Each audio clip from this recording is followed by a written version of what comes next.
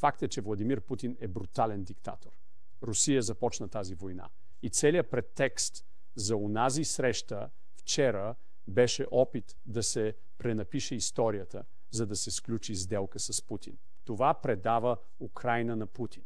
Това е катастрофално за националната сигурност на Съединените щати.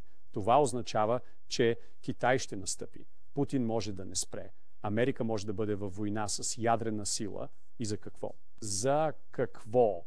Изглежда, че Америка се опитва да се съюзи с диктатори, че Доналд Тръмп иска да имаме най-близки отношения с деспоти по целия свят, защото това му улеснява прехода на Америка към клептократична олигархия. Демокрация, в която Илон Мъск и Доналд Тръмп управляват и крадат от американския народ.